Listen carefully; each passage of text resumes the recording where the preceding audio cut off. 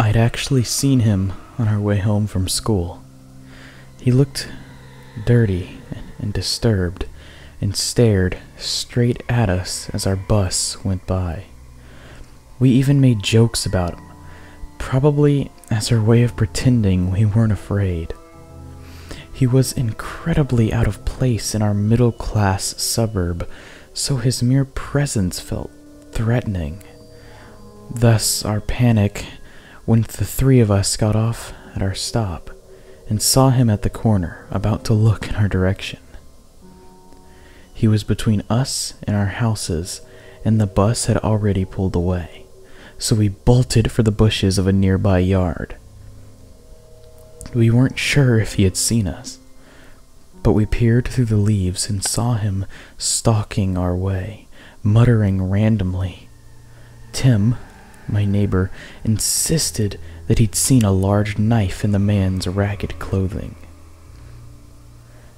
Danny, a kid I hardly knew who had just moved into the neighborhood, insisted that he was imagining it, that Tim's glasses must have reflected the sun wrong or something.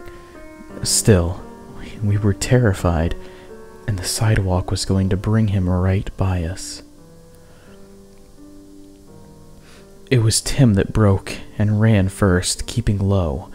I followed, my heart pounding, as we dove into the darkness underneath the porch of the unfamiliar house we'd been hiding near. As we squeezed our bodies against the dirt, the grimy wood pressed into our backs, barely giving us enough room to breathe.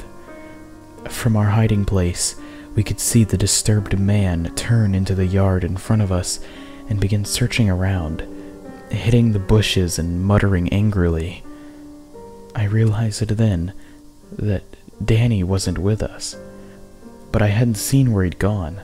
Tim had lost his glasses back at the bushes, and he just huddled in the shadows next to me in near blind terror. We stayed there in silence, waiting. Every so often, whenever I almost thought it was safe to come out, footsteps would creep across the wooden porch above us. Tim almost sneezed once, but I covered his mouth and nose in stark fear. We waited there so long that the tone of the sunlight began to change. We hadn't heard the man searching about in a while, and I was just getting ready to peek out, when footsteps clattered and a thud hit the wood directly above us. A split second later, Danny's face appeared in front of us upside down, and he looked at us through the lattice. A look of shock and surprise crossed his features at finally finding us. He whispered something, but I couldn't hear anything. He seemed to be saying, "Come closer." So I figured the horrible man was still around, and we had to be quiet, and I inched forward. Danny's features grew fearful, and he kept indicating something above us.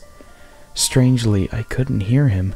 His eyes seemed to dim then, and I inched forward a little bit more. I froze for a moment in horror, then backed up.